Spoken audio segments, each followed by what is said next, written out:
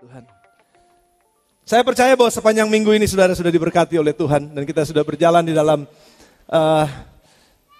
bulan ke-8 dari tahun 2014. Dan ini adalah minggu yang terakhir.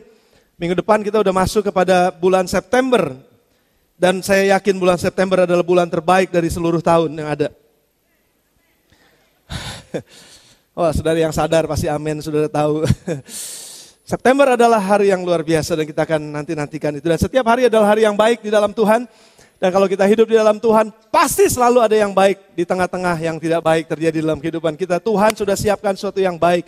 Allahku turut bekerja dalam segala sesuatu untuk mendatangkan kebaikan bagi mereka yang mengasihi Tuhan. Yang percaya katakan yes.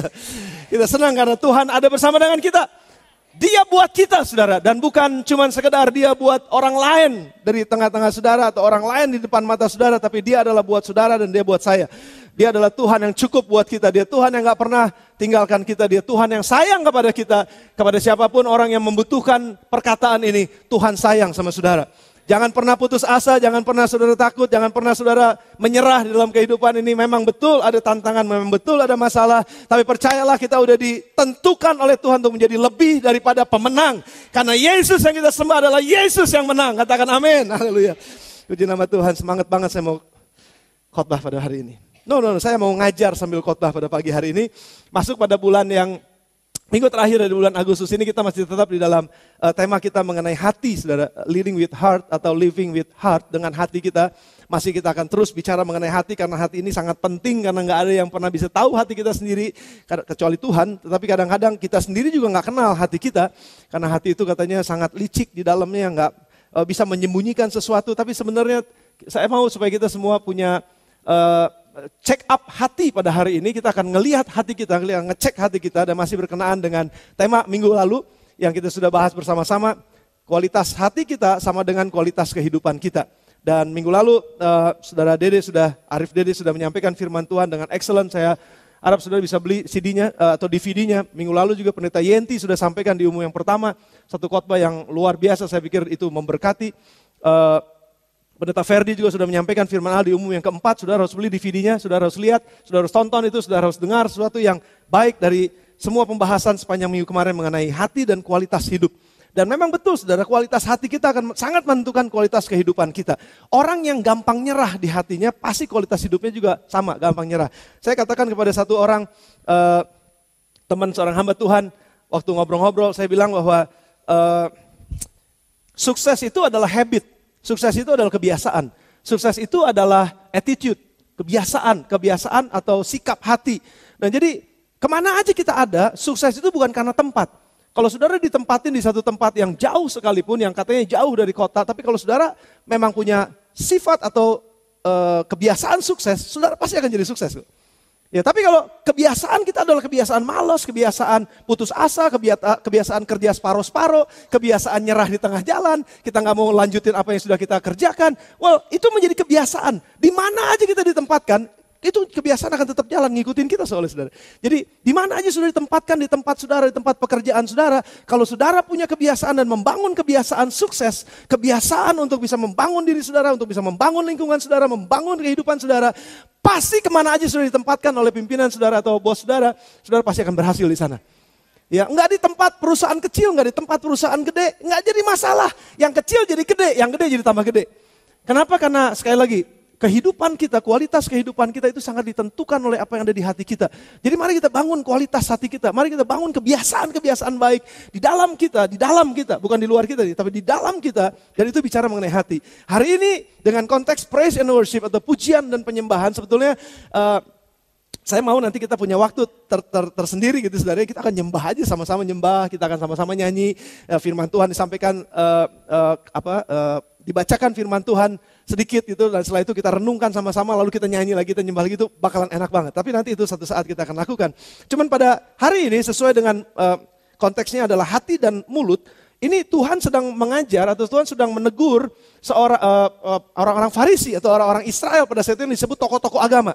Dan saya mau saudara baca bersama dengan saya dalam Matius pasal yang ke-15 ayat yang ke-8 sampai dengan ayat yang ke-19. Tapi saya akan lompat-lompat sesuai dengan ayat yang akan kita lihat konteksnya. Ya, Matius pasal yang ke-15 ayat yang ke-8 sampai dengan ayat yang ke-19. Saudara siapin bolpen sama catatan saudara. Nanti saudara bisa catat-catat dan saudara ambil poin-poin yang saudara pikir itu adalah baik buat saudara. Nah, Matius pasal yang ke-15 ayat yang ke-8. Saya akan bacakan buat saudara. Siap? Katakan yes. Bangsa ini memuliakan aku dengan bibirnya. Padahal hatinya jauh daripadaku. Percuma mereka beribadah kepadaku. Sedangkan ajaran yang mereka ajarkan ialah perintah manusia. Kita lompat ayat yang ke-15. Lalu Petrus berkata kepadanya, jelaskanlah perumpamaan itu kepada kami. Jawab Yesus, kamu pun masih belum dapat memahaminya. Tidak tahukah kamu bahwa segala sesuatu yang masuk ke dalam mulut turun ke dalam perut lalu dibuang ke jamban, ke WC, kakus, toilet. Apa aja yang masuk ke dalam mulut dibuang semuanya. Termasuk keringat, termasuk muntahan. Itu keluarnya ya. Yang masuk ke mulut, keluar ke jamban. Ayat 18. Tetapi apa yang keluar dari mulut berasal dari hati. Dan itulah yang menajiskan orang. Karena dari hati timbul segala pikiran jahat. Ini kecenderungan nih saudara. Dalam hati itu timbul pikiran jahat. Termasuk iri hati, dengki, pahit, marah. Yaitu semua. Pembunuhan, perzinahan, percabulan, pencurian, sumpah palsu, dan hujat. Itulah yang menajiskan orang. Tetapi makan dengan tangan yang tidak dibasuh tidak menajiskan orang. Konteksnya adalah waktu itu murid-muridnya diprotes sama orang-orang Yahudi. Murid-muridnya Yesus. Waktu makan mereka gak cuci tangan. Jadi itu kebiasaan mereka harus cuci tangan. Betul memang itu rapi, itu bersih saudara. Betul, bagus, itu bagus. Tapi sebetulnya mereka sedang protesnya itu, mereka sedang kritiknya itu karena kebencian. Karena lagi nyari kesalahan-kesalahan orang lain. Ya, lagi ngeliatin kesalahan orang lain, lagi coba menghakimi orang lain. Hati ini saudara, ini bicara mengenai hati. Jadi dalam konteks itu Yesus marahin mereka, Yesus tegur mereka. Bangsa ini memuja aku dengan bibirnya. Kata-katanya bagus banget kalau nyembah Tuhan. Wah, bisa angkat tangan, bisa kayaknya nyanyi lagu yang terbaik kalau bisa. Ya, bangsa ini menyanyi, bangsa ini memuji, bangsa ini memuliakan aku, menyembah aku. Itu dengan mulutnya, dengan bibirnya. Tetapi hatinya jauh daripadaku. Nah rupanya saudara, ada begitu banyak orang-orang yang sangat bisa dibilang munafik. Karena apa yang keluar dari mulutnya sebenarnya gak disetujui di hatinya. Atau yang keluar dari mulutnya dia sendiri sebenarnya gak ngalamin itu. Jadi sebenarnya kata-kata yang munafik aja, kata-kata yang keluar sia-sia aja, kata-kata yang kosong aja gitu saudara. Nah banyak orang Kristen yang bisa menyanyikan puji-pujian atau nyanyi-nyanyian kepada Tuhan, tapi sebenarnya hatinya jauh. Dan bukan cuma sekedar orang Kristen sebetulnya, kalau kita mau jujur, yang gak Kristen juga sama. Nah kalau yang gak Kristen aja sama, apalagi yang Kristen. Banyak juga yang kayak begitu saudara. Dan kenapa begitu? Kenapa saya berkesimpulan seperti itu? Karena begitu, ada begitu banyak orang yang kehidupannya walaupun dia selalu datang dalam ibadah, katanya beribadah kepada Tuhan, yang selalu hidup, katanya hidup di dalam Tuhan, tetapi hidupnya gak benar, gak berkualitas seperti yang minggu lalu kita sudah bahas. Hidupnya ya berantem lagi sama orang, gak beres dalam pekerjaannya, gak beres di dalam kejujuran, hal kejujuran, integritasnya gak ada. Ya hubungan sama suami sama istrinya juga gak bagus, hubungan orang tua sama anaknya gak beres, hubungan sama mertua apalagi. Ya dan banyak banget saudara hal yang menyebabkan kualitas hidupnya itu gak bagus gitu. Kenapa? Karena sebetulnya bukan mulutnya yang nyebut. Tapi kalau mau mulut nyebut yang benar, yang tepat itu harus sesuai dengan hatinya. Nah itu yang Yesus bilang. Jadi banyak orang munafik nih kata Tuhan. Kamu nih ngomong-ngomong aja nih, kamu nih nyembah-nyembah aja nih, kamu nih bicara bagus tentang hal rohani. Tapi sebetulnya hatimu jauh daripadaku kata Tuhan. Wah ini merupakan teguran yang sangat keras saudara. Nah dalam konteks hari ini sesuai dengan apa yang saya sudah sampaikan buat saudara, kita sedang melihat bagaimana kita bisa beribadah kepada Tuhan dan ibadah kita tuh diterima sama Tuhan. Ibadah kita itu menyenangkan Tuhan. Sekaligus ibadah yang menyenangkan Tuhan ini membuat hidup kita jadi menyenangkan. Gitu. Ini yang paling penting saudara. Nah saya mau ajak saudara baca Matius pasal yang ke-12 sekarang. Matius pasal yang ke-12. Tadi kita udah baca Matius pasal 15. Bahwa di dalam hati itu timbul segala macam yang kotor, segala macam yang jelek-jelek. Ya dari dalam hati. Tapi Matius pasal 12, saudara lihat ayat yang ke-35 sampai dengan ayat yang ke-37. Siap-siap ya, kita banyak baca ayat nih saudara. Karena hari ini lebih ke arah pengajaran. Oke ya, jadi kita siap-siap buat ini. Matius pasal yang ke-12, 35 sampai dengan 37. Saudara ketemu? Yes. Oke, 35. Orang yang baik mengeluarkan hal-hal yang baik dari perbendaharaannya yang baik. Dan orang yang jahat mengeluarkan hal-hal yang jahat dari perbendaharaan yang jahat. Tapi aku berkata kepadamu, setiap kata sia-sia yang diucapkan orang harus dipertanggungjawabkannya pada hari penghakiman. Karena menurut ucapanmu engkau akan dibenarkan, dan menurut ucapanmu pula engkau akan dihukum. Sudah lihat, minggu lalu Dede udah sampaikan, seperti ada kotak. Kotak itu dibuka, ada isinya di dalamnya. Nah, apa yang keluar dari kotak itu, itulah kualitas kehidupan yang keluar dari hati. Kotak itu seperti hati. Nah, firman Tuhan katakan, Matius pasal 12 ini juga katakan bahwa hidup kita itu, hati kita itu seperti perbendaharaan. Perbendaharaan itu kalau saya bayangin itu seperti tempat di mana kita bisa benda, semua benda masuk ke sana gitu. Jadi masukin aja semua ke sana gitu. Perbendaharaan. Di dalamnya ada banyak benda-benda yang dimasukkan. Pertanyaannya adalah, apa yang saudara masukkan, apa yang kita masukkan ke dalam perbendaharaan kita setiap hari? Apa yang kita masukkan ke dalam hati kita setiap hari? Itu pertanyaan yang paling penting. Karena dari situlah akan terpancar kehidupannya. Minggu lalu udah dibahasin dengan sangat jelas. Oke? Nah, untuk menjaga hati kita, untuk menjaga perbendaharaan kita bersih, karena dari situ akan keluar kata-kata yang bersih, akan keluar ide-ide yang bersih, akan keluar semua hal-hal yang baik, nasihat-nasihat yang baik, akan keluar semua pekerjaan-pekerjaan atau inisiatif-inisiatif yang baik, karena dari situ semuanya akan keluar. Sekarang gimana cara menjaganya? Supaya ini jangan sampai dikotorin. Nah, saudara perhatikan, walaupun tadi Yesus bilang, bahwa ada orang-orang yang ngeluarin kata-kata yang bagus. Bisa ngeluarin kata-kata yang bagus? Bisa. Tadi kita nyanyi. Ku tinggikan Engkau Tuhan. Udah gak bisa nyanyi. Apalagi tadi kata-katanya? Melebihi segalanya. Wah, kita bisa nyanyi lagu itu ya. Bisa nangis. Bisa bagus sih saudara. Tapi sebenarnya di dalam hatinya bilang begini, gue lagi benci banget nih sama bini gue. Gue lagi benci banget sama suami gue nih. Gue lagi benci banget nih, mertua gue bawel minta ampun. Tapi Tuhan, tapi saya mau katakan sesuatu yang baik kepada Tuhan. Tapi sesungguhnya di dalam hatinya itu ada begitu banyak kebencian, ada begitu banyak kemarahan, ada begitu banyak luka, ada begitu banyak sakit hati yang dia gak jaga hatinya. Bisa gak keluar yang bagus? Bisa gak keluar yang bagus? Bisa. Nah, makanya kenapa banyak perempuan ketipu sama laki-laki?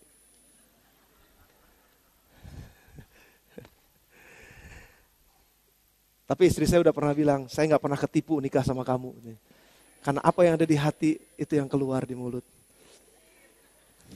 Jujur, karena apa yang di hatiku itu yang kucurahkan kepadamu. Nah, jadi dia buktinya, saudara, dia buktinya sehat, kuat, subur dan luar biasa. Sudah lihat, istri saya makin lama makin cantik kan? Yes. Suami-suami, tanda bahwa engkau adalah suami yang baik, istrimu makin cantik. Istrimu makin gemuk, maksudnya istrimu makin sehat dan kuat. Gemuk dan subur, itu maksud saya. Menghasilkan buahnya pada musimnya. Ya, betul. Istri saya tahu banget, saya cinta banget sama dia. Bagaimanapun keadaannya. Serius. Wah, dulu saya suka dia karena rambutnya panjang, saudara. Saya sampai hari ini masih bilang kan, rambut Pih panjangin Pih. Tapi dia bilang, wah repot gitu. Tapi saya tetap sayang sama dia. Nggak ada masalah kan. Betul kan.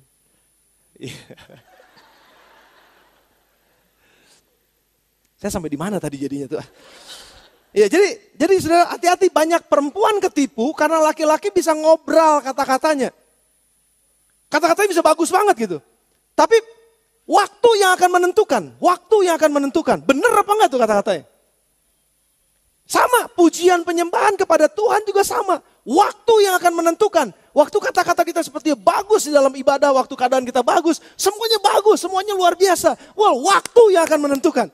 Makanya Tuhan itu tahu hati kita dan dia bilang sama orang-orang Israel itu, sama orang-orang Farisi itu, kamu nyembah, kamu memuji aku dengan bibirmu, tapi hatimu jauh, kamu gak sungguh-sungguh dengan kata-katamu. Walaupun kamu bisa nipu orang lain dengan penyembahanmu yang hebat, dengan nyanyianmu yang bagus, dengan semua yang engkau katakan yang indah-indah, pada saat engkau menyembah Tuhan, manusia bisa engkau tipu, aku gak bisa tipu karena apa? Aku lihat hati, manusia memang lihat yang di depan, tapi aku lihat hati, aku tahu hatimu. Saudara, enak gak waktu kita nyanyi sama Tuhan, kita nyembah Tuhan, kita katakan yang baik pada Tuhan, terus Tuhan bilang gini, di mana hatimu? Kamu gak jujur ngomong. Kan gak enak banget kan saudara? Pernah suami-suami digituin sama istrinya atau istri digituin sama suaminya? Waktu hanya engkau satu-satunya yang benar.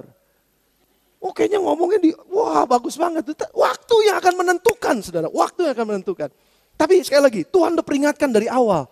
Hendaklah setiap pujian, perkataan bagus yang keluar dari mulutmu memang itu betul-betul murni dari hatimu. Dan itu yang disebut, engkau gak munafik. Tapi hanya orang-orang munafik yang katakan semua yang bagus-bagus tentang orang lain mungkin, tentang Tuhan mungkin, tentang apa aja yang ada di sekitarnya. Tetapi hatinya sebenarnya gak setuju dengan itu. Hatinya sebenarnya gak ada di situ. Hatinya jauh bahkan dari situ. Sama sekali gak ada di situ. Nah saudara bisa bayangkan sekarang ya, kalau ada orang-orang yang puji kita tapi hatinya gak dekat sama kita. Kan bohong kan itu saudara. Betul gak? Dan Tuhan lagi ngomong ini. Kamu bisa sayang, kamu bisa katakan cinta kepadaku, tapi sesungguhnya hatimu jauh. Apa sih yang dimaksud oleh Tuhan? Hati itu jauh dari Tuhan. Apa sih yang dimaksud dengan itu? Nah, mari kita akan lihat sama-sama. Pertama, gimana kita jaga dulu apa yang kita mau simpan di dalam hati kita, apa yang kita mau simpan dalam perbendaharaan kita. Saya ulang aja sedikit. Saya pernah khotbahkan, kalau saudara mau dapatkan khotbah nanti cari di House of Bread. Itu Yakobus pasal yang ketiga ayat yang ke-15. Ada 4 sumber hikmat. Seperti channel TV, kalau kita buka channel TV ada 4 sumber hikmat. Hikmat yang pertama hikmat dari atas, hikmat dari dunia, hikmat dari manusia, nafsu manusia, dan hikmat dari setan-setan. Saya pernah terangkan ini kepada saudara. Yang kedua ini kita gak mau dengar ini, kita gak mau pasang channel ini. Tentu aja kita mau pilih channel yang dari atas. Channel yang dari Tuhan, channel kerajaan sorga, channel semua yang dari firman Tuhan. Channel yang baik-baik, semuanya yang dari atas, hikmat Tuhan yang dari atas. Itu yang kita mau masukkan ke dalam pikiran kita jadi hikmat kita. Nah lalu dalam Amsal 2 ayat yang ke-10 dikatakan bahwa hikmat itu masuk ke dalam hatimu. Amsal pasal 2 ayat yang ke-10. Hikmat itu masuk ke dalam hatimu. Jadi sekarang bayangkan sekarang. Saudara harus memilih hikmat yang dari Tuhan. Saudara harus memilih semua yang dari Tuhan. Saudara harus pilih semua yang baik. Semua yang sedap didengar. Semua yang mulia. Semua yang suci. Pikirkanlah itu. Filipi pasal 4 ayat yang ke-8. Pikirkanlah semuanya itu. Karena apa? Karena itu sumber hikmat kita. Nah kalau itu menjadi sumber hikmat kita, itulah yang akan masuk ke dalam hati kita menjadi perbendaharaan kita. Dan kalau ini udah jadi perbendaharaan kita, maka orang yang baik perbendaharaannya akan mengeluarkan semua yang baik dari perbendaharaannya tersebut. Tapi kalau kita pilihnya nafsu manusia, kita pilihnya dari setan-setan pikiran yang jahat, kita pilihnya adalah semua hikmat dunia yang gak mau percaya kepada apa yang Yesus lakukan. Dan antikris maksudnya, itu semua masuk ke dalam hati kita. Kita pilih sakit hati, kita pilih kedengkian, kita pilih kemarahan, kita pilih emosi yang negatif, kita pilih semua yang jelek. Dan itu masuk menjadi hikmat kita, itu akan masuk dalam perbendaharaan kita. Sehingga itu yang akan keluar dari perbendaharaan kita yang buruk. Mana yang saudara mau pilih? Nah yang pertama, tentu aja kita udah tahu ini. Ini menjadi serial khotbahnya. Saudara harus pilih hikmat yang dari atas. Kita mesti pilih tiap hari hikmat yang dari atas. Buka bersama dengan saya Kolose pasal yang ketiga. Sekali lagi ini akan menjadi banyak ayat-ayat yang saya mau saudara baca. Kolose pasal yang ketiga ayat yang ke-5 sampai dengan ayat yang ke-10. Karena itu saudara-saudara, matikanlah dalam dirimu, di hatimu itu, matikan dalam dirimu segala sesuatu yang duniawi. Yaitu percabulan. Udah saudara terjemahin sendiri percabulan. Kenajisan, semua yang kotor-kotor. Hawa nafsu yang gak benar. Nafsu jahat, keserakahan. Sama dengan penyembahan berhala. Itu semua sama dengan penyembahan berhala. Ayat selanjutnya. Semuanya itu mendatangkan murka Allah atas orang-orang durhaka. Dahulu kamu juga melakukan hal-hal itu ketika kamu hidup di dalamnya. Garis bawahi. Kamu hidup di dalamnya. Hidup di dalamnya. Tetapi sekarang, buanglah itu. Buanglah semuanya ini, yaitu marah, geram, kejahatan, fitnah, kata-kata kotor yang keluar dari mulutmu. Jangan lagi kamu saling mendustai. Karena kamu telah meninggalkan manusia lama serta kelakuannya. Dan telah mengenakan manusia baru yang terus-menerus diperbaharui untuk memperoleh pengetahuan yang benar menurut gambar Khaliknya. Jadi begini saudara, Paulus lagi katakan begini. Kamu dulu nih hidup di dalam satu keadaan di mana semua yang kamu, yang disebutin tadi, percabulan lah, kemarahan, perselisihan, iri hati, dengki. Kamu dulu hidup di dalamnya. Sekarang, kamu mesti keluar dari tempat itu, jangan lagi hidup di dalamnya. Lalu dia bilang gini, buanglah, ini dibuang dulu saudara. Semua yang ada di dalam ini dibuang dulu, dikeluarin dulu. Semua yang najis, semua yang cabul, semua yang kotor, semua yang enggak benar, semuanya buang. Matikan itu setiap hari. Cara yang kedua, supaya kita mengisi perbendaharaan kita dengan sesuatu yang baik, buang dulu yang gak baik. Mulai buang kebiasaan-kebiasaan yang gak baik. Saya coba menginventarisir kelemahan-kelemahan saya yang masih gak benar, masih gak bagus. Saya harus ngaku di hadapan Tuhan setiap hari, Tuhan saya masih lemah di bidang ini. Tuhan saya mau belajar lagi untuk lebih baik lagi. Tuhan saya mau belajar lagi untuk jaga mulut saya. Tuhan saya mau jaga pikiran saya. Oke, dilihat satu-satu ini kelemahan saya. Mulai dari situ, begitu ada masalah yang menyebabkan semua yang kotor ini mau keluar, mau bangkit lagi, mau hidup lagi, saya udah bisa tahu, saya harus matikan ini. Saya harus matikan channel ini. Saya harus keluarin ini. Saya harus bongkar ini. Saya harus lawan ini. Itu yang disebut salib. Setiap hari kita harus pikul salib. Setiap hari kita harus mati di salib. Maksudnya apa? Mati terhadap semua keinginan-keinginan ini, saudara. Itu yang penting. Nah, yang jadi masalahnya adalah orang bergumul untuk mati. Karena gak banyak orang mau mati. Siapa yang mau mati? Nah, pemahamannya sekarang adalah mati bukannya mati tubuhnya, tapi mati dari semua keinginan-keinginan yang salah tadi. Nah, kalau kita bisa matikan itu setiap hari, kita buang itu setiap hari, tiba saatnya bersamaan dengan itu kita mulai masukkan ke dalam kehidupan yang baru, di dalam sesuatu yang baru. Yang saya mau ajak saudara nanti buka ayatnya bersama-sama. Jadi mari kita akan keluarkan semua ini yang gak benar. Keluarin semua ini yang salah-salah. Dan mulai bergaul, masuk ke dalam satu kehidupan yang kita bisa sama-sama punya sepaham, sepikiran, satu nilai. Saya udah gak mau lagi hidup di dalamnya ini dengan orang-orang yang sama. Salah satu yang menyebabkan kenapa kita diisi dengan semua yang kotor dan susah untuk bisa mematikannya, karena kita masih tetap hidup di dalamnya, dalam lingkungan yang sama. Makanya Tuhan bilang jangan hidup di dalamnya lagi. Dulu kamu udah hidup di dalamnya, sekarang keluar dari sana. Pertanyaan saya adalah, saudara nyaman gak kalau bergaul sama orang-orang yang selalu ngomongnya jelek? Gak nyaman kan? Kita gak bisa hidup dengan orang-orang yang selalu sedikit-sedikit, aduh gue mati dah. Sedikit-sedikit celaka.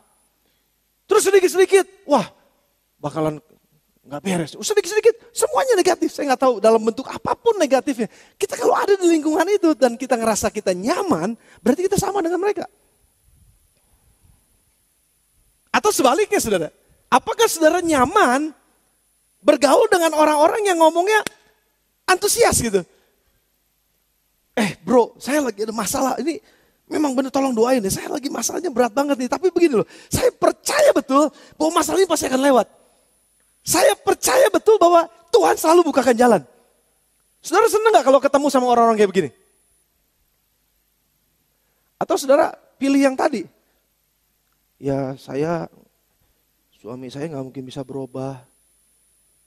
Gak mungkin punya dah istri saya mah kayak begitu. Wah anak saya udah jelek banget.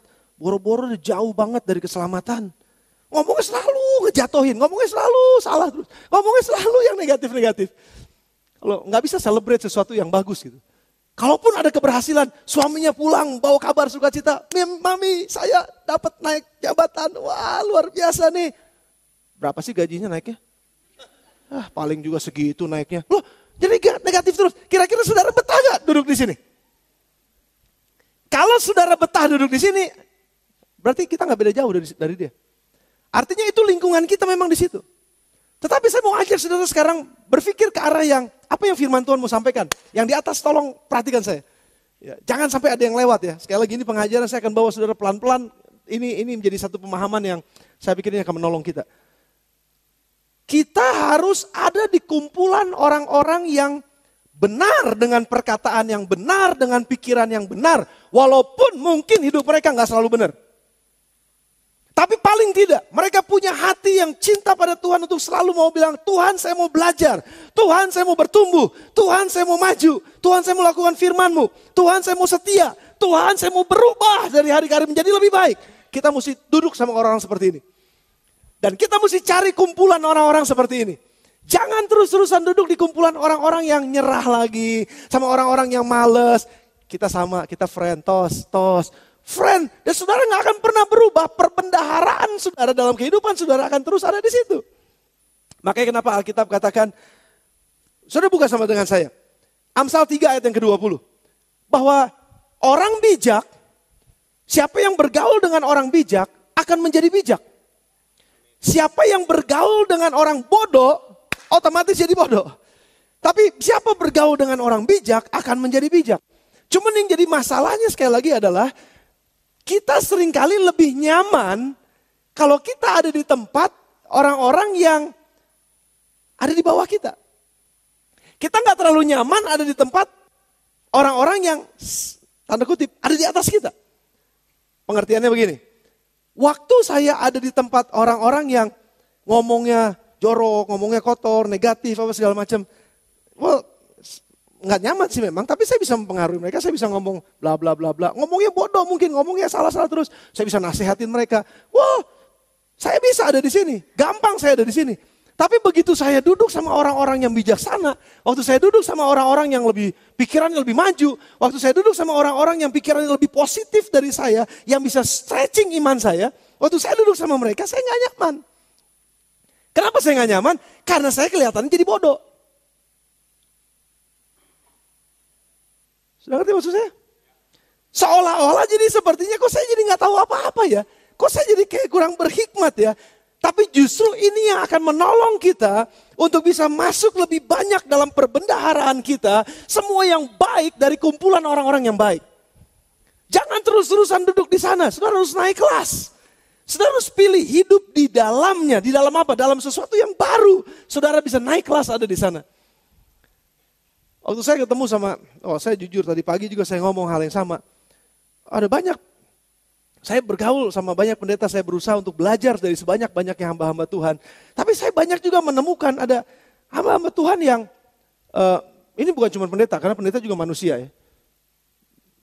Sama, siapa aja juga bisa jadi seperti ini. Jadi ngomongnya kok selalu ngejatuhin orang lain gitu. Ngomongnya kok selalu ngomongin orang lain yang jelek-jelek gitu. Ngomongnya kok selalu ngomongin semua yang negatif. Gereja saya mah begini, gereja saya mah begini. Semuanya negatif gitu. Nah waktu saya duduk sama mereka, saya bisa nasihatin mereka betul. Tapi kok lama-lama kok jadi, saya sendiri kok jadi kayaknya ke bawah-bawah ke sini ya. Kok jadi udah biasa seperti perkataan seperti ini. Wah saya jadi memilih dengan siapa saya bergaul. Saya jadi gak mau sembarang-sembarangan juga bergaul dengan orang-orang yang salah. Tapi saya mulai berpikir, saya mesti bergaul, saya mesti cari orang-orang yang memang bijaksana supaya saya bisa jadi tambah bijaksana. Karena itu akan mempengaruhi perbendaharaan saya di dalam saya. Itu akan mempengaruhi cara berpikir saya. Itu akan mempengaruhi apa yang bisa saya masukin dalam perbendaharaan saya. Nah waktu saya duduk sama orang-orang yang bilang mereka lebih ada di sana, bijaksana, mereka lebih pengalaman yang lebih jauh, mereka yang lebih ngalamin hal-hal yang lebih hebat lagi. Waktu saya duduk di sini, lagi ngobrol, saya nggak tahu apa yang mesti diobrolin. Saya nggak ngerti mau ngomong apa, kayaknya kok nggak nyambung ya. Dia ngomong apa saya nggak ngerti. Dia ngomong apa saya nggak jelas. Nanya lagi. Tapi akhirnya apa? Begitu terus ngobrol sama dia kelihatannya memang jadi kayak orang bodoh. Tapi lama-lama perbendaharaan kata, pemahaman akan firman, pengalaman-pengalaman yang luar biasa dari mereka yang saya juga bisa serap dan belajar. Akhirnya itu jadi perbendaharaan di dalam kehidupan saya. Dan waktu saya ngerti apa yang mereka alamin, saya coba apply dalam kehidupan saya. Saya mengalami bahwa ada kualitas yang naik dalam hidup saya karena kualitas perbendaharaan saya. Saya berdoa biar saudara-saudara di tempat ini melalui pengajaran ini pada pagi ini, pilih teman-teman saudara yang benar. Jangan sembarangan duduk dengan, bodo amat siapa aja dah, gue nyaman sama dia. Kalau dia ngomong mah enak, celetak-celetuknya enak, gue mah seneng gini. Ngomong ketawa-ketawa karena ada ngomong cabul-cabulnya sedikit, saya seneng. Hati-hati saudara, hati-hati dengan itu. Karena dengan siapa kita bergaul akan menjadi seperti itulah kita. Pergaulan yang buruk merusak kebiasaan yang baik. Nah oleh sebab itu Tuhan sendiri udah menyatakan Amsal 3 ayat 20. Siapa yang bergaul dengan orang bijak akan jadi semakin bijak. 2 Korintus pasal yang ke-6, mari kita buka saudara. 2 Korintus pasal yang ke-6. 2 2 Korintus pasal yang ke-6 ayat 11 sampai dengan ayat yang ke-8. Ini juga bicara mengenai pergaulan sebetulnya saudara. Ini bicara mengenai pergaulan. Hai orang Korintus, kami telah bicara terus terang kepada kamu. Hati kami terbuka lebar bagi kamu. Hati kami ini terbuka lebar bagi kamu. Ini konteksnya gini, pergaulan nih saudara. Paulus adalah seorang yang sangat intelektual, dia ada seorang yang pinter, dia seorang yang gifted, dia seorang yang bertalenta, dia seorang yang dipanggil oleh Tuhan secara khusus, dia seorang yang wow, semua. Kebanyakan dari tulisan-tulisannya itu dipakai di dalam firman Tuhan perjanjian baru. Ini orang yang penuh dengan hikmat diurapi oleh Tuhan. Dan Paulus katakan kepada jemaat di Korintus, kami ini buka hati kami lebar buat kamu, kami mau bergaul sama kamu. Tapi pada kenyataannya orang-orang Korintus, kita ikutin ceritanya saudara. Mari kita lihat ayat yang ke-12. Dan bagi kamu ada tempat yang luas dalam hati kami. Tetapi bagi kami hanya tersedia tempat yang sempit di dalam hati kamu. Kamu nggak buka dirimu untuk mau bergaul dengan kami. Walaupun kamu orang Kristen, katanya kamu menyembah Tuhan, katanya kamu cinta sama Tuhan, tapi kamu nggak terbuka buat kami. Kami mau masuk jadi teman kamu, buka dong hatimu. Nah, kenapa saudara? Karena memang nggak nyaman untuk bergaul dengan orang-orang yang tanda kutip diurapi oleh Tuhan. Karena hidup mereka adalah hidup yang sangat disiplin, hidup yang penuh dengan otoritas, hidup yang nggak yang nggak ecek-ecek gitu, hidup yang penuh dengan integritas, yang hidup penuh dengan konsekuensinya ini loh. Kalau saya lakukan ini saya harus kerjakan dengan sungguh-sungguh. Nah kita seringkali nggak nyaman kalau bergaul dengan mereka, kita tutup pintu hati kita. Tapi kita bisa bergaul dengan orang-orang yang mungkin bisa membuat kita malah jauh dari Tuhan. Kenapa kita buka hati lebar untuk sesuatu yang buruk, tapi kita nggak mau buka hati yang lebar untuk sesuatu yang baik? Paulus lagi katakan ini, ayat yang ke-13. Maka sekarang, supaya timbal balik aku berkata seperti kepada anak-anakku, bukalah hati kamu selebar-lebarnya. Janganlah kamu merupakan pasangan yang tidak seimbang dengan orang-orang yang tidak percaya. Ini bicara tentang pergaulan. Saudara. Jangan menjadi tidak seimbang. Sebab persamaan apakah terdapat antara kebenaran dan kedurhakaan? Atau bagaimanakah terang dapat bersatu dengan gelap? Persamaan apakah yang terdapat dalam antara Kristus dan Belial? Apa bagian bersama orang-orang percaya dengan orang yang tidak percaya? Apakah hubungan bait Allah dan berhala? Karena itu kita adalah bait dari Allah yang hidup menurut firman Allah ini. Aku akan diam bersama-sama dengan mereka dan hidup di tengah-tengah mereka. Dan aku akan menjadi Allah mereka dan mereka akan menjadi umatku. Sebab itu keluarlah kamu dari antara mereka. Keluar dari hidupmu seperti ini yang penuh dengan banyak kecomberan. Keluar dari situ, masuk kepada kehidupan yang baru. Pisahkan dirimu dari sana, dari mereka firman Tuhan. Dan janganlah menjamah apa yang najis. Maka aku akan menerima kamu. Saudara lihat, keluar dari pergaulan seperti ini. Mazmur 1 ayat 1 sampai dengan 3 bilangnya apa saudara? Berbahagialah orang yang tidak berjalan menurut nasihat orang fasik. Yang tidak duduk dalam kumpulan pencemooh. Dan yang tidak berdiri dalam jalan orang yang berdosa. Tetapi yang kesukaannya ialah Taurat Tuhan. Artinya dengan kata lain begini. Berbahagia orang yang berjalan menurut nasihat orang fasik. Tapi yang berjalan menurut nasihat orang bijak. Hiduplah bersama dengan orang bijak. Cari kelompok-kelompok di mana kamu bisa bertumbuh di situ. Dan perbendaharaanmu penuh dengan kebijaksanaan.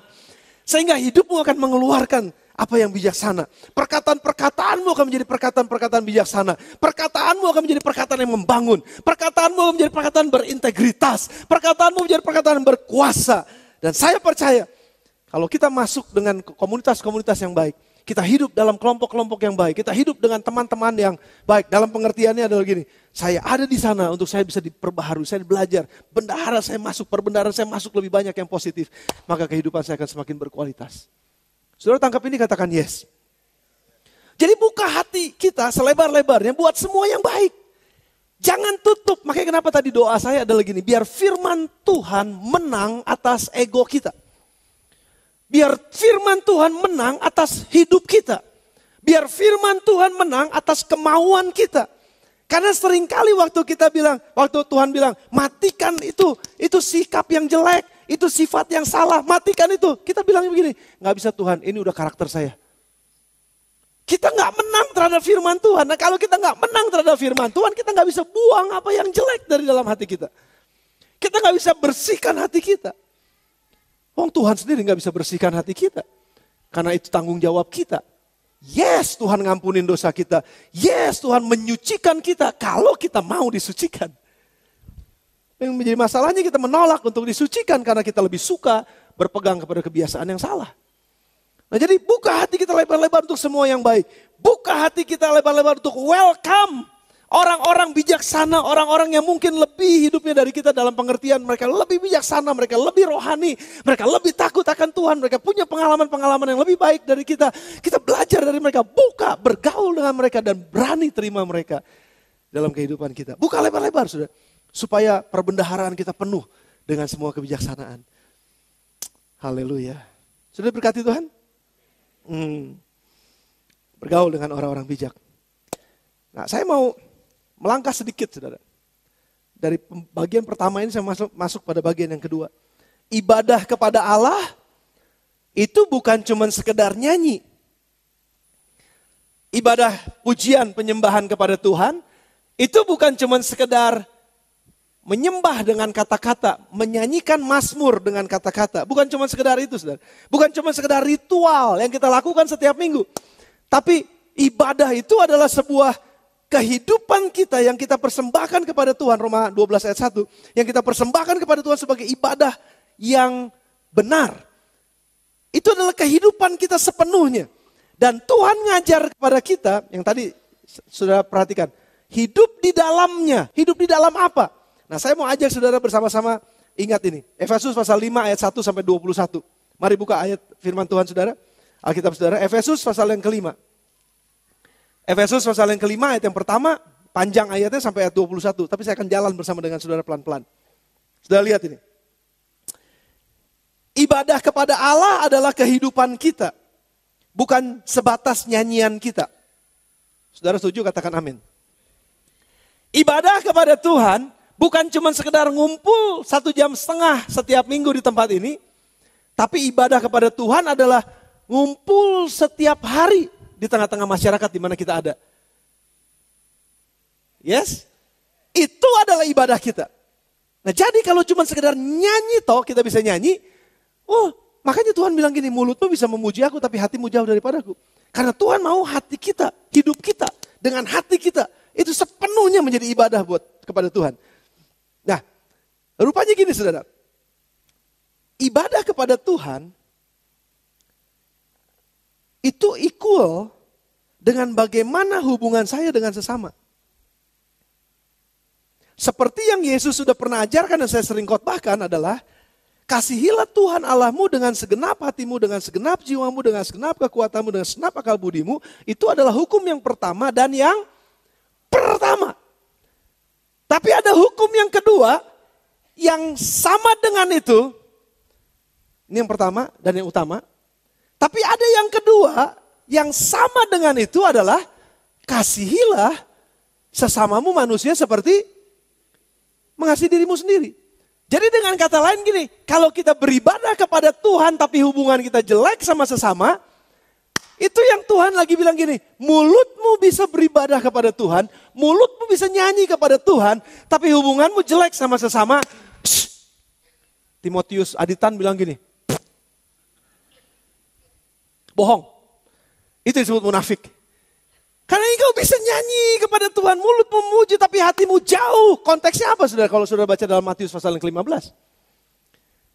Orang-orang Farisi, mereka gak merhatiin orang tuanya, hubungan sama orang tuanya gak benar. Sehingga walaupun engkau nyembah Tuhan tapi hubungan sama orang tuamu gak benar. Munafik katanya, itu bohong kata Tuhan. Gak cukup dengan mulutmu menyanyi tapi hatimu jauh. Apa artinya hati jauh dari Tuhan? Kan kita gak bisa lihat hati kita, hati orang lain. Saudara gak bisa lihat hati saya. Kalau saudara bisa ngelihat tangan saya dan mulut saya nyanyi, tangan saya diangkat. Saudara bisa lihat, wah si pastor lagi menyembah. Siapa yang tahu hati saya? Gak ada yang tahu. Tapi Tuhan tahu. Nah gimana caranya bisa ngelihat hati itu? Lihat hubungannya dengan sesama. Lihat hubungan dengan suami istri. Lihat hubungan orang tua dengan anak. Lihat hubungan dengan pegawai waktu kerja. Lihat hubungan dengan rekan-rekan bisnis. Lihat hubungan bagaimana kita berhubungan dengan rekan sekerja kita. Lihat hubungan itu. Karena di situ hati kita akan diuji. Makanya nggak aneh saudara. Ada banyak orang-orang yang ngeluhnya begini. Pak aneh lu pak. Suami saya kalau ngomong sama orang lain. Waduh. Bagus banget ngomongnya enak banget. Tapi begitu ngomong sama saya ketus. Ngomong sama orang lain. Wah bisa berjam-jam. Mau ngomong sama saya, satu pun gak ada yang keluar. Sudah ngerti gak? Ada yang ngalamin?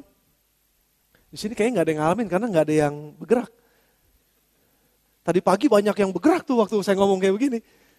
Senggol-senggolan suami istri, tuh lihat tuh gitu.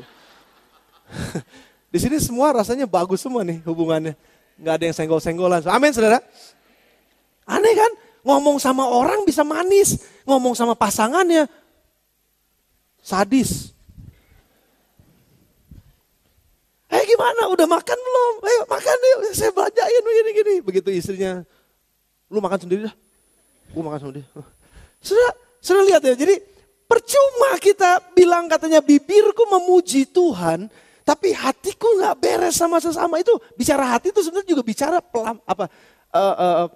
yang keluarnya, yang kelihatan itu dengan hubungan sesama.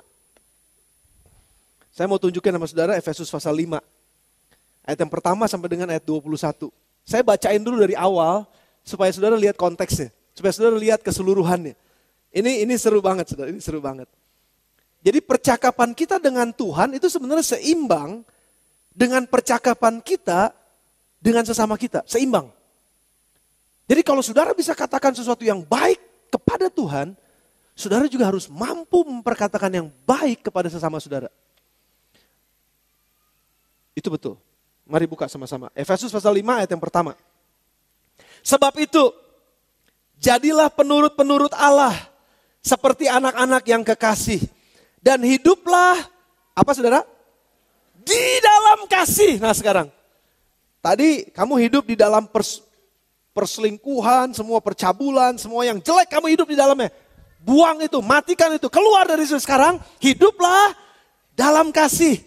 Gimana hidup di dalam kasih? Karena yang firman Tuhan katakan kasihlah Allah, itu sama dengan kasihlah sesamamu. Hiduplah dalam kasih. Ayat yang kedua. Sebagaimana Kristus Yesus juga telah mengasihi kamu dan telah menyerahkan dirinya untuk kita sebagai persembahan dan korban yang harum bagi Allah. Tetapi, sudah perhatikan ya ayat-ayat ini, perhatikan. Percabulan dan rupa-rupa kecemaran atau keserakahan disebut saja jangan di antaramu.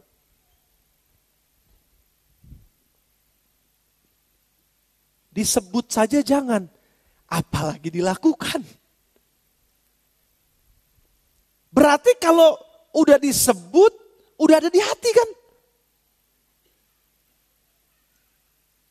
Nah banyak memang orang gak nyebut, disumputin karena takut ketahuan, nggak nyebut, tapi melakukan.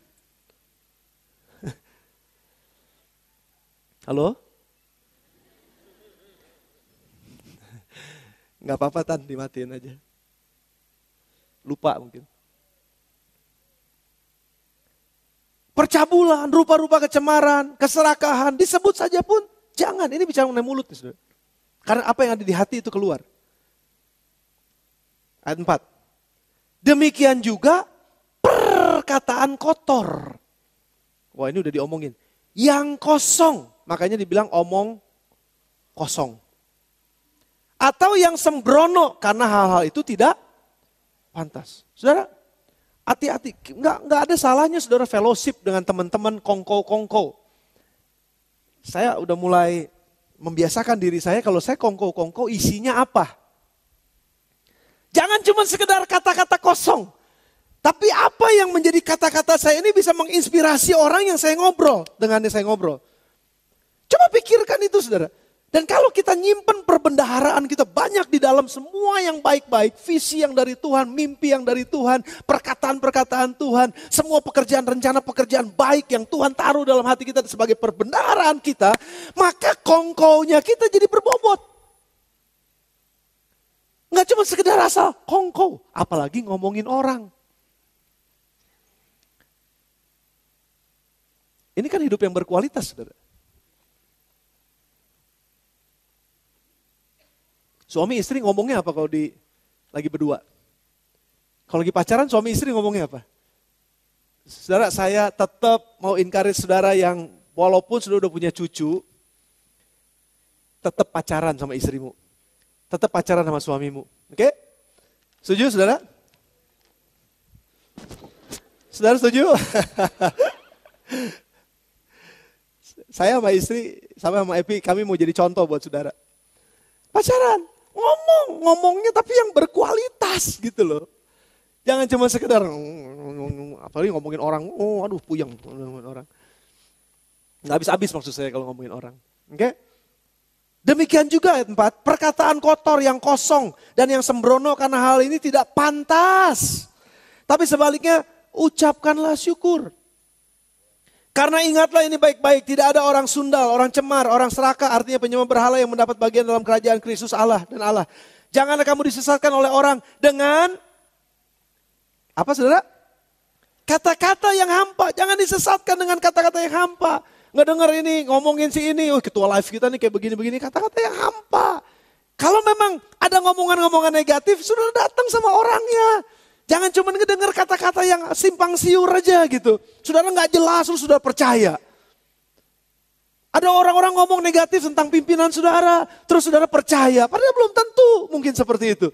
Coba jelas itu kata-kata hampa. Dan itu jangan sampai ada di antara kita, kata Paulus. Ingat baik-baik itu saudara. Jangan kamu disesatkan oleh orang-orang dengan kata-katanya yang hampa. Karena hal-hal demikian mendatangkan murka Allah atas orang-orang yang durhaka.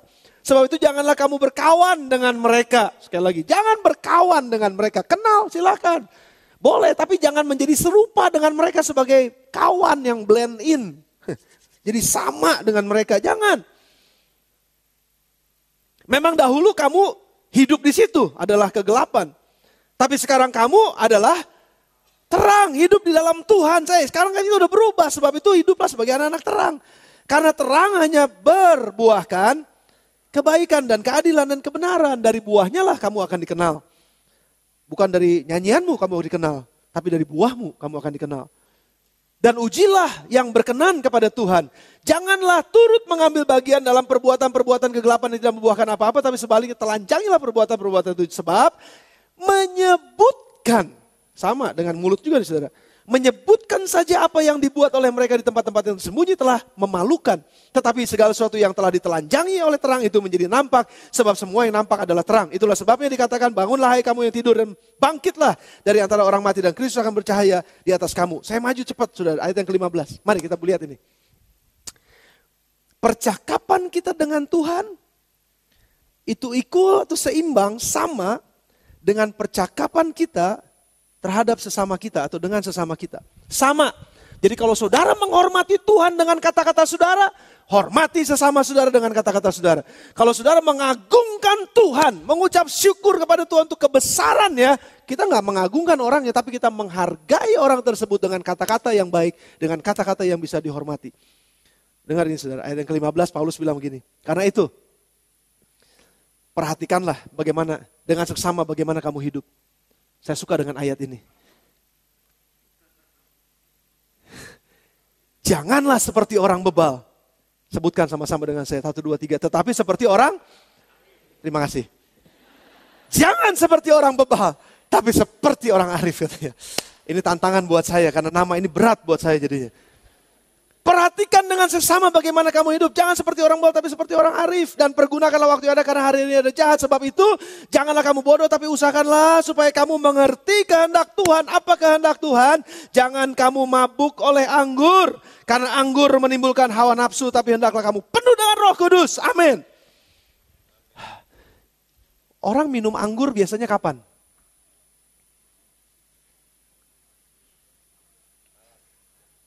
Kapan orang minum anggur biasanya? Saya pernah minum anggur jelas. Saya juga punya anggur di rumah karena beli dari Australia. Ada anggur Australia itu enak banget. Tapi kan gak sampai mabuk. Tapi ada orang-orang yang minum anggur sampai mabuk. Kapan biasanya?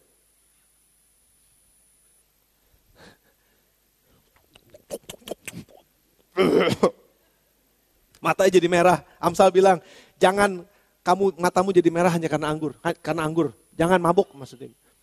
Itu addicted, saudara, addicted kebiasaan. Waktu kita ada dalam satu keadaan pesta, waktu kita dalam keadaan sukacita, dalam keadaan yang kita celebrate sesuatu, jangan sampai kita jadi mabok. Maksudnya gini, jangan sampai kita jadi addicted dan akhirnya kita melakukan dosa. Tapi ucapkanlah syukur, penuh dengan Roh Kudus dengan ucapan syukur. Ini kenapa saya bisa bilang begini? Karena ayat yang selanjutnya sudah lihat ayat 19. Dan berkata-katalah seorang kepada yang lain dalam mazmur, kidung puji-pujian, dan nyanyian rohani. Sudah baca ayat 19 sekali lagi. Dan berkata-katalah seorang kepada yang lain. Bukan begini, berkata-katalah seorang kepada Tuhan dalam mazmur. No, berkata-katalah seorang kepada yang lain. Berarti sesama kita. Berkata-katalah, hai kamu suami istri, berkata-katalah satu dengan yang lain dalam apa? Mazmur, kidung puji-pujian dan nyanyian rohani. Tapi kan bukannya berarti saya ngomong sama istri saya berkata-kata, ku tinggikan engkau Epi. Kan gak begitu kan saudara? Enggak, bukan itu maksudnya. Tapi the way I sing it to God, sama harusnya cara saya menyanyikan itu kepada Tuhan, penghormatan, kecintaan, itu ketulusan hati saya, itu seharusnya sama pada saat saya berkata-kata dengan istri saya. Istri saya ada di sini, saya berani berkata. Bahwa saya udah lakukan itu. Saya berani katakan itu. Saya ngomong lebih mesra sama dia dibandingkan 12 tahun yang lalu. Betul, Pi?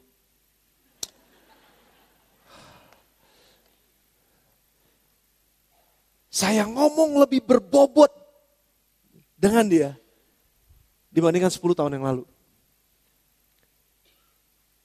Kasih yang saya tunjukkan dalam hubungan kami itu lebih kuat dibandingkan 12 tahun yang lalu. Karena saya menyadari, saya ingin membuktikan bahwa kalau saya cinta kepada Tuhan dengan tulus hati dan saya ngomong sesuatu kepada Tuhan dengan sungguh-sungguh dalam bibir saya, hati saya setuju karena hati saya juga melakukannya kepada sesama saya. Saudara jelas ini? Dan ini yang akan memperbaiki kualitas hubungan kita satu sama lain. Kalau kita ngerti.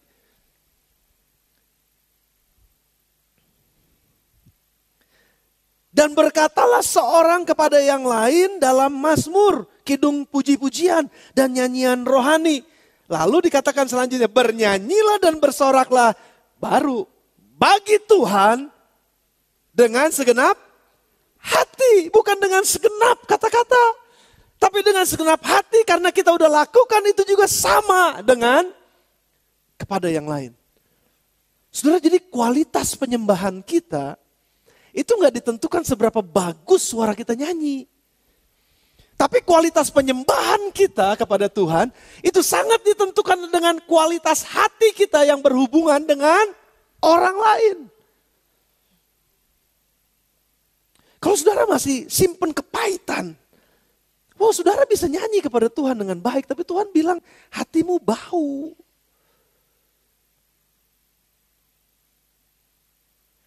Tegang ya saudara ya. Tadi pagi ada jemaat yang salamin saya. Pastor, khotbahnya gak seperti Raja Daud yang katanya pujian dan penyembahan. Kok gak seperti Raja Daud? Biasanya seperti Daud kalau pastor khotbah. Kenapa? Karena bisa sambil nangis mungkin, sambil nyanyi mungkin bisa. Tapi hari ini saya gak seperti Daud. Karena saya mau kita check up hati kita dulu saudara. Sebelum kita nyanyi seperti Daud.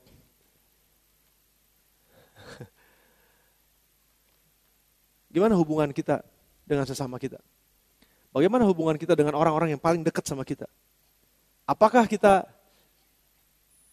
bisa nyanyi sama Tuhan dengan indahnya, sementara kita dibenci sama orang karena apa yang kita lakukan? Karena apa yang gak sepadan dengan apa yang sebetulnya kita lagi katakan kepada Tuhan. Hati kita gak setuju sudah dengan itu. Dan kita lagi ngomong hal yang lain kepada orang lain. Dan itu tercermin dari perbuatan kita, tercermin dari setiap ucapan kita. Hati-hati, mari kita pilih bagaimana perkataan kita. Karena Paulus katakan ayat yang ke-20, ucaplah syukur dengan mulutmu jelas. Senantiasa atas segala sesuatu dalam nama Tuhan kita Yesus Kristus pada Allah dan Bapa kita. Dan rendahkanlah dirimu seorang kepada yang lain dalam takut akan Tuhan. Ucaplah syukur dalam segala hal. Ucapkan syukur dalam segala hal. Saudara, mari mulai katakan yang baik kepada orang yang dekat kita.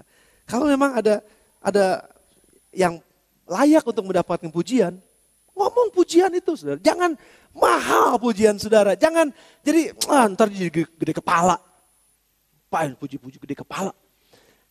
Seorang anak, saya renungkan ini saudara. Ini perlu kita renungkan. Seorang anak yang biasanya mungkin ulangan matematikanya dapatnya 23, 4 paling tinggi. Terus tiba-tiba sekarang dia nilainya KKM. 7,2 misalnya. Dan dia pulang dengan sangat bangga dan dia bilang, "Papa, saya dapat matematika 7,2. Temen lu berapa?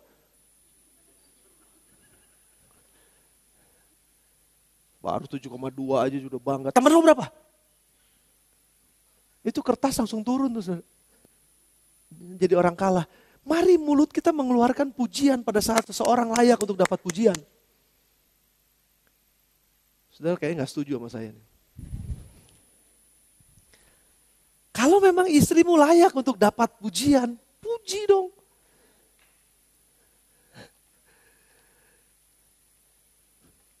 Hari ini saya makan enak banget, mah. Masakanmu, walaupun keasinan dikit.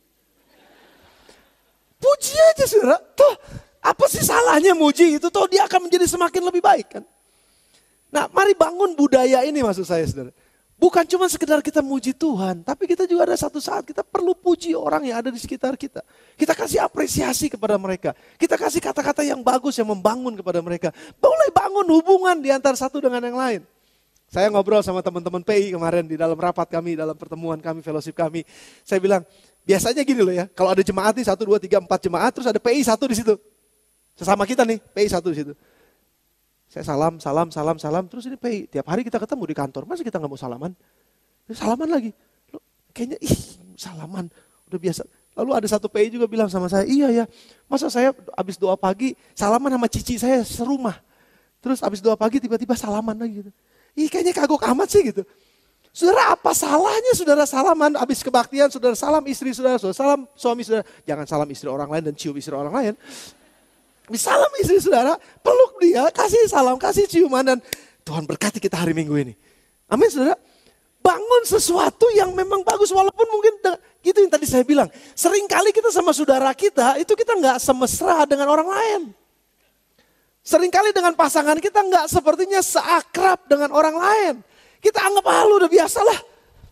Kenapa nasihat orang tua lain kita dengerin sementara nasihat orang tua kita sendiri kita nggak dengerin? Udah kenal dia, udah tahu. Salam.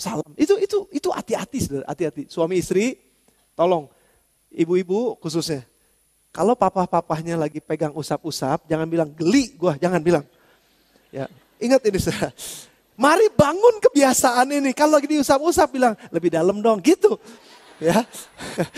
Jadi jangan sampai gitu. Saudara, sementara saudara di gereja saudara menyembah Tuhan. Tapi hubungan sama ini nggak dibangun dengan baik gitu. Nah, saya mau ajak kita pada siang hari ini. Mari mulai choose your words. Mulai pilih kata-kata saudara. Mulai pilih apa yang intonasi apa yang saudara mau pakai buat orang lain. Mulai pikir sebelum saudara berkata-kata. Mulai pilih saudara. Mulai hari ini saya catat di dalam diari saya. No dirty, empty, bloody, pointless talk. Nggak ada lagi kata-kata kotor, kata-kata kosong, kata-kata yang berdarah-darah. Dan kata-kata yang nggak ada poinnya dalam kamus kita, dalam pembicaraan kita. No, saya mulai mau membangun. Saya mau jemaat di tempat ini kita mulai membangun suasana atmosfer yang luar biasa. Sehingga waktu kita naikkan pujian kepada Tuhan dengan segenap hati kita, dengan segenap jiwa kita, roh kita kepada Tuhan. Kita gak akan jadi batu sandungan buat orang lain sementara hubungan kita juga baik dengan orang lain. Sudah diberkati Tuhan? Saya mau kita belajar ini sama-sama. Mari mulai berkata-kata seorang kepada yang lain dalam mazmur, kidung puji-pujian dengan kata-kata yang bagus. Seperti kita kepada Tuhan. Sama, hormati orang lain juga. Sama, Sampaikan sesuatu yang baik juga kepada orang lain. Dan biar itu menjadi budaya kita. Hati-hati dengan apa yang saudara bicara, hati-hati dengan apa yang ada dalam mulut saudara. Simpen semua yang baik dalam perbendaharaan kita. Tabung semua yang baik dalam pembicaraan kita, dalam hati kita maksud saya. Sehingga pembicaraan kita, kata-kata kita akan menjadi kata-kata yang membangun, kata-kata yang bagus, kata-kata yang positif, kata-kata yang tidak menjatuhkan orang lain, tapi malah membangun kehidupan orang lain. Datang kepada Tuhan sama-sama. Tutup mata saudara sebentar.